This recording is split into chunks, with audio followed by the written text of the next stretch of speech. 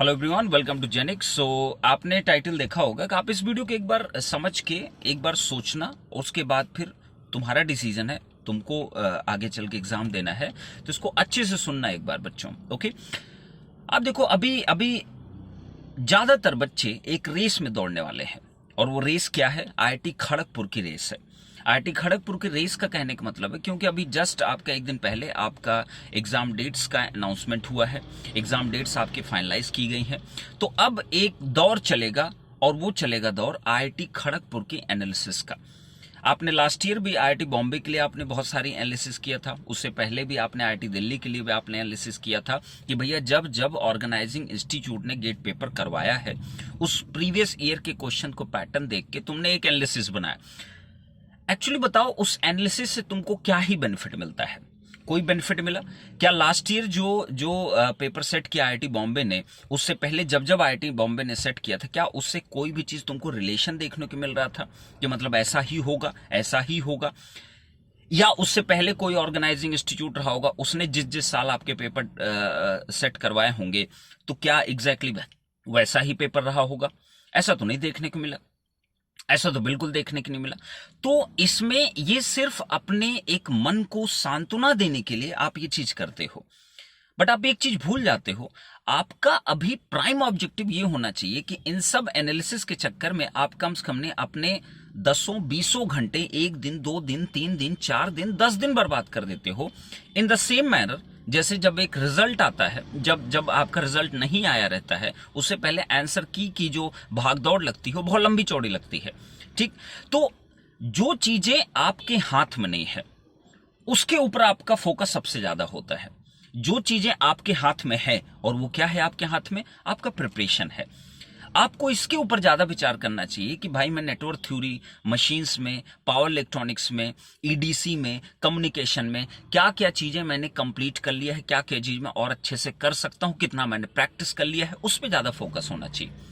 क्या इस पे आपका ज्यादा फोकस रहेगा कि लास्ट टाइम जब भी आईआईटी खड़गपुर ने क्वेश्चन कराया होगा, उसने नेटवर्क से केवल 7 नंबर पूछा है, ये थ्योरम से क्वेश्चन आया है, इससे क्वेश्चन आया है, इस वाले चैप्टर से क्वेश्चन नहीं आया तो इस चैप्टर में पढ़ूंगा ही नहीं। इससे क्या बेनिफिट मिलेगा? इससे नुकसान होगा आपका। ऐसा आप कैसे सोच सकते हो? ये कोई एनालिसिस का तरीका नहीं होता है।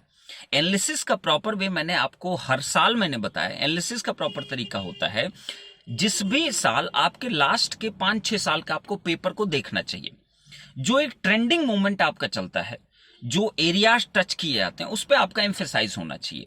ना कि ये आपकी एनालिसिस होनी चाहिए कि जो ऑर्गेनाइज करा रहा है उसके केवल लास्ट ईयर के पेपर देख के आप चीजों को डिसाइड करना स्टार्ट कर दो। ऐसे बिल्कुल मत करिए। मैं जेनिक के बच्चों के लिए मैं ये बोलना चाहूंगा, बेटा आप इस बिलीव के साथ आप आगे बढ़िए कि आप अपने प्रिपरेशन पे ज्यादा टाइम आप देने वाले हो, आप इस पे ज्यादा फोकस करिए। आपने जो कंप्लीट किया, क्या वो मैं रिकॉल कर पा रहा हूं? जो मैंने कंप्लीट किया उसका मैं टेस्ट जब अटेम्प्ट कर रहा हूं तो मैं अच्छा स्कोर कर पा रहा हूं? आपका फोकस इस पे ज्यादा होना चाहिए, ना कि इस बात पे होना चाहिए कि आईआईटी खड़गपुर कैसा पेपर बनाने वाला है। दैट इज फ्यूचरिस्टिक थिंग ना। जो फ्यूचर में होने वाली घटनाएं हैं उसके बारे में सोच के अपना आज क्यों बर्बाद करना? जिसके बारे में तुम्हें पता ही नहीं है उसके बारे में सोच सोच के कोई फायदा तो मिलने वाला नहीं है।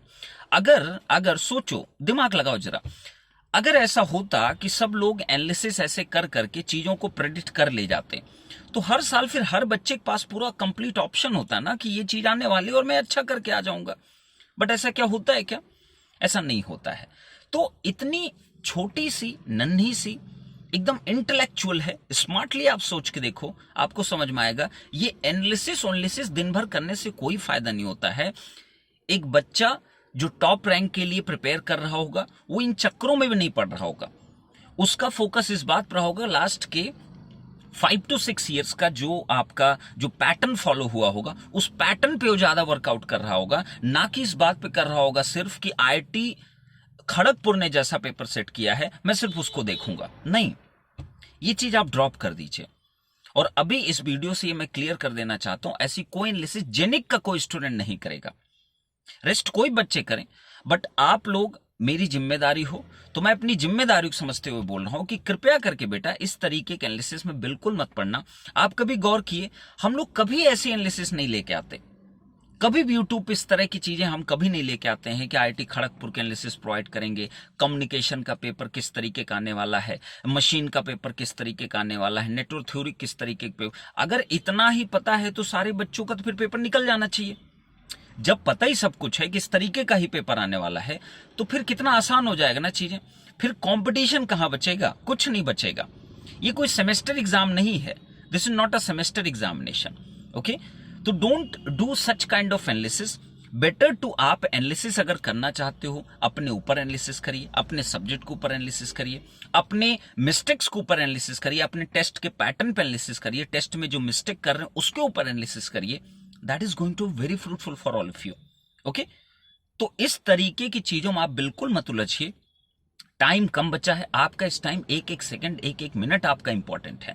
तो इस कम टाइम में आप ये सब चीजों में अगर समय बर्बाद करते हो, जैसे मैराथन्स में लोग समय बर्बाद करते हैं, don't waste your time for all this shit. Okay, just stay focused to your preparation, वही आपको बेनिफिट करेगा।